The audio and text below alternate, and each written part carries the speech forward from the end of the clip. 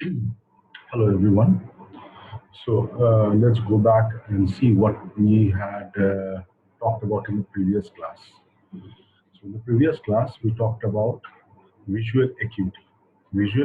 Acuity, as we will be discussing later, is conferred by codes, and there is a clinical measurement whereby we compare the subject's visual ability with the visual ability of a ideal subject. And this is expressed as 20 by 20. In a normal eye, in an emmetropic eye, the test being conducted at 20 feet from the object to be visualized. So a person with normal vision is 20 by 20. A person with reduced vision will have this number reduced. So this ratio will be reduced. So please remember the orders of refraction. When asked what are the orders of refraction, you are to tell hypermetropia, myopia, and astigmatism. So hypermetropia or hyperopia, myopia, and astigmatism. And you know, hypermetropia is due to short eyeball corrected by convex lens. Myopia is usually due to a long eyeball corrected by a concave lens. Astigmatism is mismatched curvature of the retina at different planes. We have a picture for that. See, this is a picture. This is a picture of an astigmatic eye. So you see this red curvature, this plane of curvature indicated here is more than the plane of curvature as indicated in this plane. So this is the plane indicated by green, and this is the plane indicated. So you see the two curvature, radius of curvature is unequal. Thereby, the focus is on different point. So one is falling on the retina, the other point is not falling on the retina. This is let us say this is falling on the retina, and simultaneously this is not falling on the retina, so the image gets blurred. So you get to correct this by using cylindrical lenses, or you can use contact lenses. Contact lenses can be used even for hypermetropia, myopia, and also very nicely for astigmatism.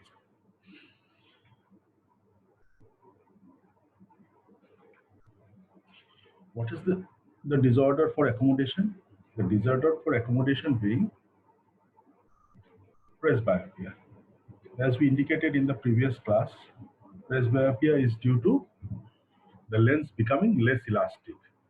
So if you remember, the lens is kind of spherical in shape and it is tensed by the zonule ligaments. So it is tensed and it attains a lenticular shape. It attains a flattened shape. So if and when there is release of this tension, the lens tries to become spherical and the anterior posterior diameter increases. But when the lens becomes less elastic, then this increasing diameter or the change in diameter is hampered, and you have presbyopia, which is more evident with increasing age. Depth of perception, comparison of age. When you know two certain things and you know their size, so even at a distance where you can be relatively you can gauge their size because you know them beforehand. So this is by comparison of sizes. Parallax is commonly seen in a moving vehicle, or if you move your head from side to side, whereby the object which is near to you will move less than the object which is farther away from you. So this is an experience which you have all had during travel in moving vehicle or train, whereby the telegraphic pole near to you will travel less, will shift less than the tree which is far away in the village. So parallax, that is how you can also gauge the distance or the depth of your vision. The other is stereopsis, whereby we take the advantage of having two eyes placed far away from each other, and therefore there are two distinct images of this visual world which is formed, and then in the brain it is compared, and thereby we have an idea of the depth of our vision, or an idea as to how far that given object which we are visualizing is. Intraocular pressure. So if it increases, it gives rise to an entity known as glaucoma. Okay.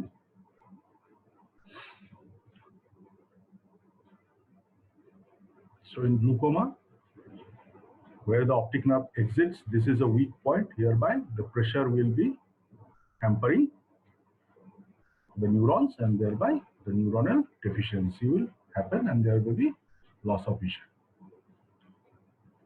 So retina. Now we talked about the pigment epithelium.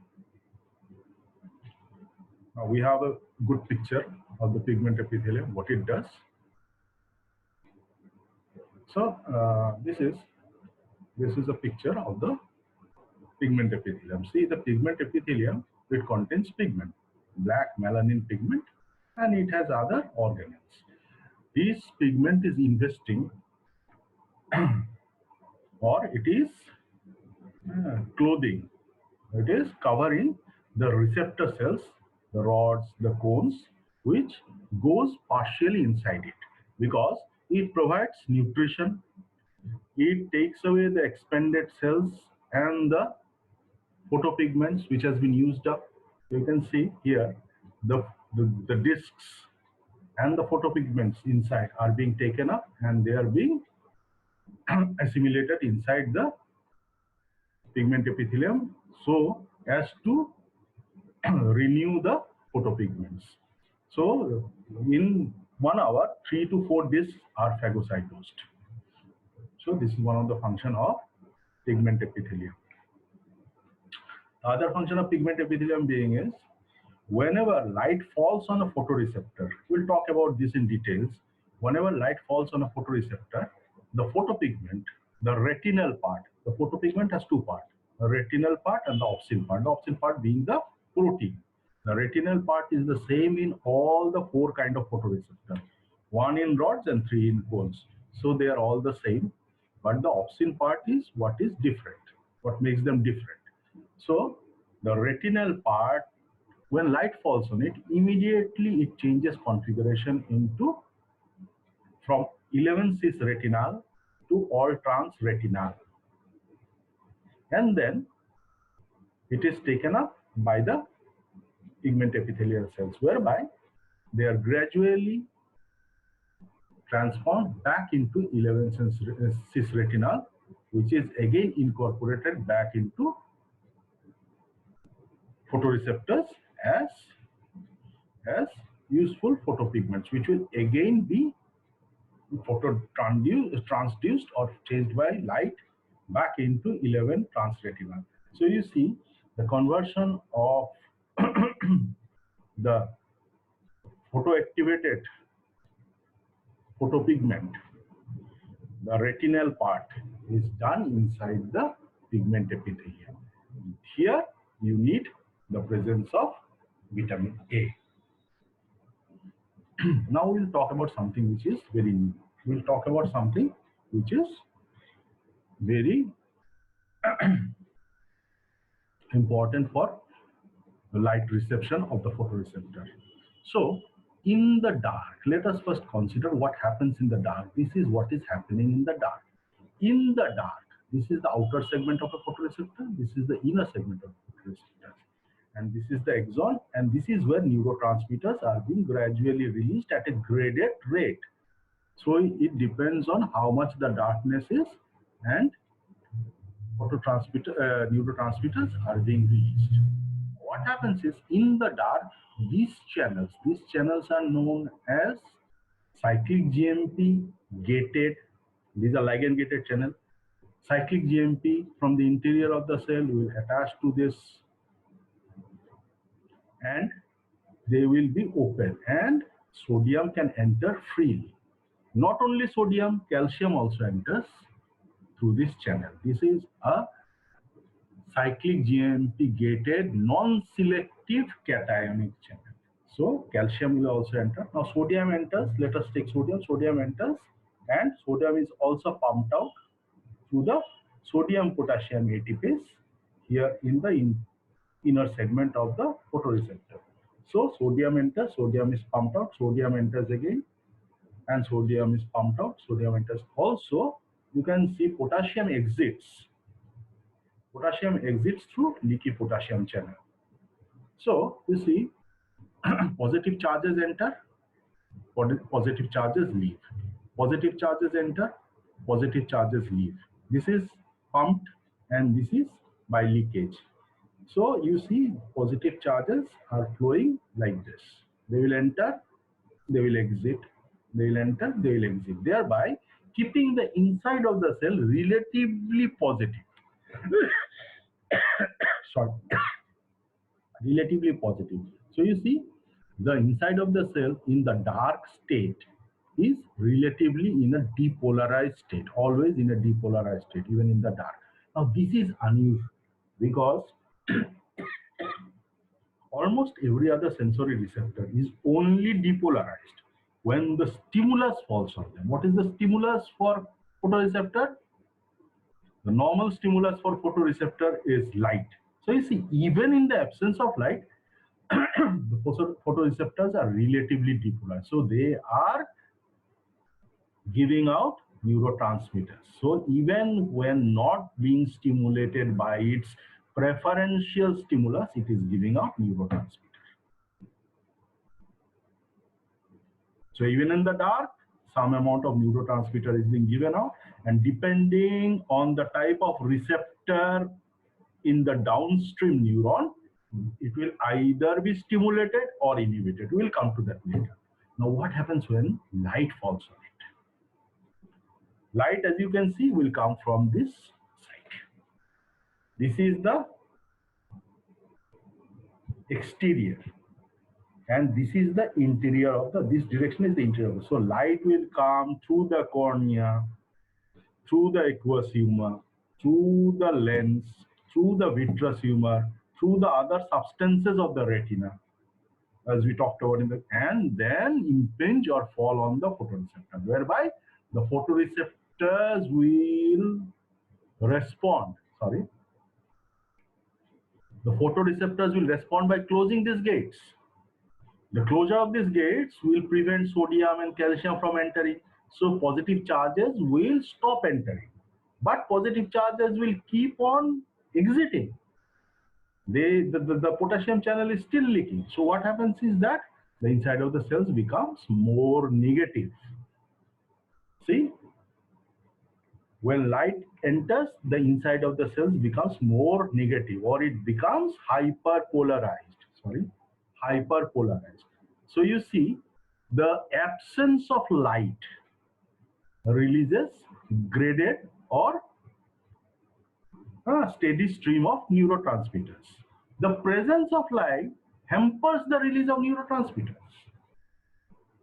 It is it is exactly opposite to the other sensory receptors like olfactory receptors or gustatory receptor, whereby the stimulus increases the depolarization. Here, the stimulus, which is light, decreases the depolarization and increases the hyperpolarization, or increases the negativity inside the cell. So what happens is that the neurotransmitters which were being put out by these photoreceptors is gradually decreasing, or it may not release any neurotransmitter at all, which is sensed by the downstream cells, which is a bipolar cell or a horizontal cell.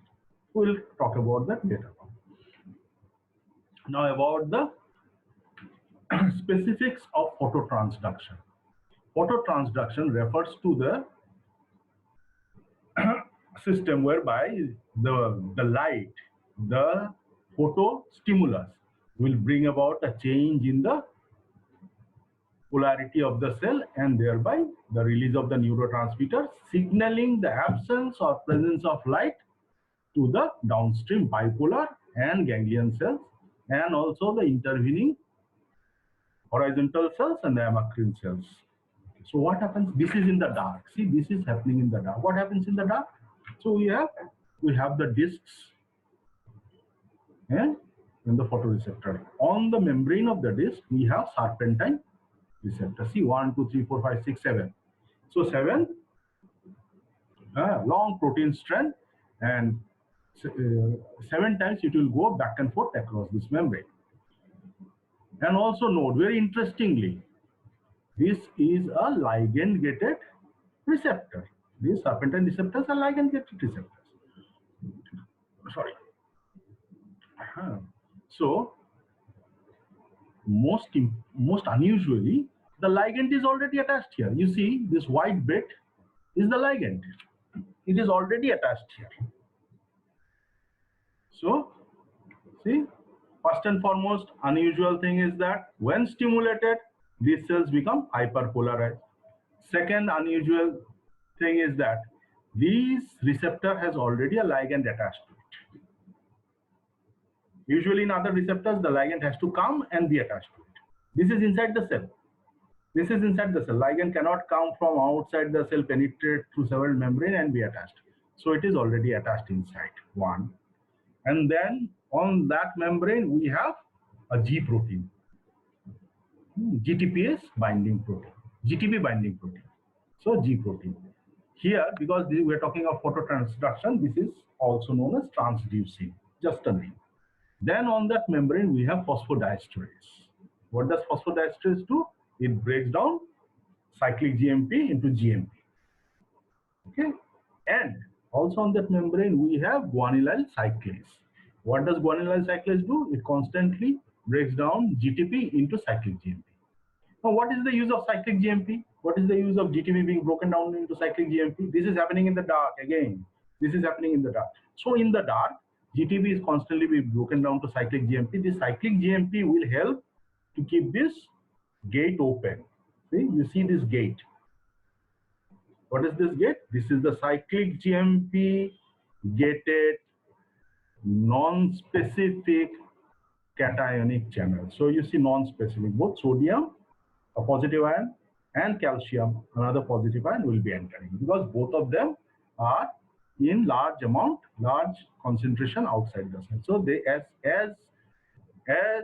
so in the dark, when this gate is open, because cyclic GMP is acting on it, both these positive ions will open.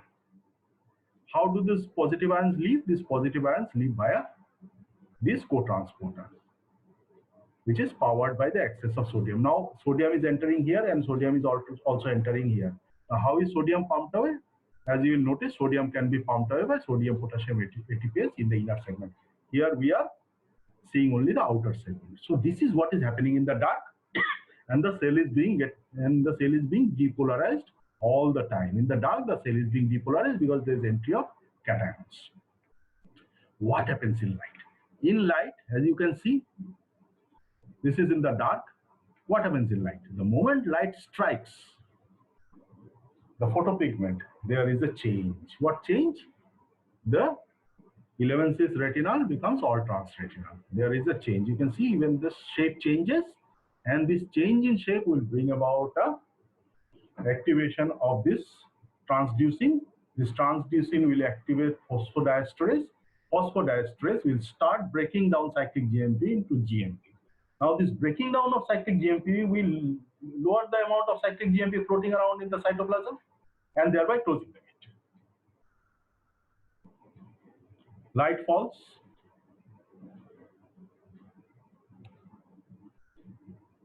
Light falls. There is a change in the receptor configuration. There is a change in the photopigment configuration, change in the receptor configuration, change, activation of transducing, activation of phosphodiesterase, and this activation of phosphodiesterase will break down cyclic GMP. These lack of cyclic GMP will close down the gate, and sodium and calcium will become less in numbers. These lessening of sodium and calcium will bring about a hyperpolarization of the cell, thereby reducing the neurotransmitter release at its axonal end. Now, why do we need this kind of an elaborate system? See, photon hitting, photoreceptor, photopigment changing, receptor changing, then the transducing being activated, phosphodiesterase being activated. Why do we need this? We need this because this second messenger, what is the second messenger in this case? The second messenger being cyclic GMP, which can float around in the cytoplasm. So all these are attached to the cell membrane. Cyclic GMP can float around. It can do its job in the non-specific cyclic GMP gated cationic channel. So why do we need this second messenger? See, this second messenger brings about amplification of the signal. One single photon, hundreds of transducing activation. Hundreds of transducing activation will bring about thousands of phosphodiesterase activation. This will bring about thousands of thousands of hydrolysis of cyclic GMP to GMP, whereby hundreds of non-selective cationic channels will be closed because the cyclic GMPs will be hydrolyzed. They will no longer be attached to the non-selective cationic channel. They will be closed, as you have seen in the previous slide. And then the influx, the depolarization of the cell will stop because sodium ions are blocked, also calcium ions are blocked, and the cells will be hyperpolarized. So what happens? A single photon can bring about a hyperpolarization of even up to 1 millivolt. So it amplifies the signal. So this is the stimulus, a single photon, and the amplification is even up to 1 millivolt of hyperpolarization. Now the cell, the photopigment is stimulated and the cell has been hyperpolarized, but it must also go back to its relatively depolarized state. So immediately on hyperpolarization, what happens? Few things happens. The bond between the retinal and the opsin breaks. This is what we call the bleaching of the photopigment. The photopigment is bleached when retinal and opsin, which together make up the photopigment, is broken and regeneration occurs in the dark. We have had a slide before where regeneration of this broken retinal was happening in the pigment epithelium. And opsin, being a protein, will again be created and they will be joined together again to form a functionally active photopigment. So then the photopigments, on being phosphorylated, broken down, are unable to activate transducin. Moreover, transducin inherently has a GTPase. So the GTP which is attached to transducin, making the alpha subunit active, will no longer be activated. So it will no longer function. And the cascade of photon being converted into 1 millivolt of hyperpolarization will be immediately nullified. So this is what we talked about, the regeneration occurring in the dark. This is also a part of the process known as the dark adaptation. So dark adaptation includes this retinal regeneration which happens in the pigment epithelium. Now what is light adaptation? Light adaptation is when there is intense amount of light falling constantly on the photoreceptors of the cornea. The photopigment has a high chance of getting bleached, and the large amount of them bleaching will result in the reduced visual ability of a person. So what happens is that, you see, in the dark, now what we need to know is that in the dark, calcium is entering along with sodium. So what does calcium do? Usually, what is the role of calcium? Calcium has a negative feedback role on cyclic GMP. Please remember, this is in the dark because these gates will only open in the dark and calcium will only enter in the dark. When it enters, it has a negative feedback mechanism which negatively influences cyclic GMP, which negatively influences guanylate cyclase to produce less of cyclic GMP. The less of cyclic GMP produced will allow for faster deactivation of the gate. Calcium also has a negative influence on the opening of the channel directly. It has a positive influence on phosphorylation of photopigment. So in the dark, when there is no light, the photopigment is much more easier to phosphorylate. But what happens when there is excess of light or light is constantly falling? This gate will be closed calcium will not enter. The inhibitor influence of calcium on both the guanylyl cyclase and the channel will be stopped. Thereby, more and more cyclic GMP will be created, making the opening of the gate easier.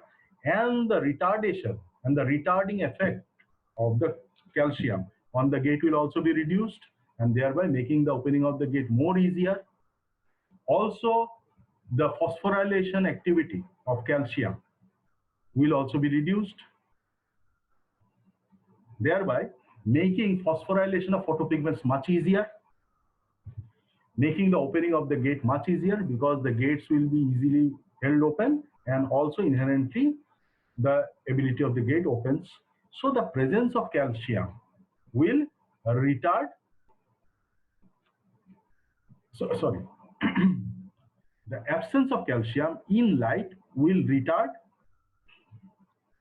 the ability of the pigments to be phosphorylated easily, and it will increase the ability, the presence of cyclic GMP, and also make the opening of the gate inherently easier. Thereby, the absence of calcium brings about less sensitivity in bright light. Even the presence of bright light will allow for some amount of phototransduction to occur.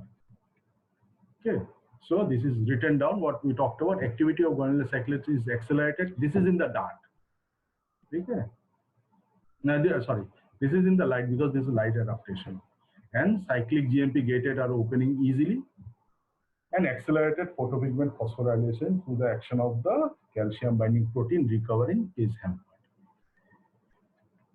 So this is all for the class today. We'll talk about more in next class. Thank you. So we'll also have a class which will be interactive, and you can come up with your questions. I'll try and answer them to the best of my ability. That will include all we have discussed, that is olfactory, gustatory, and the portion of visual sense that we have discussed till up to now. Thank you.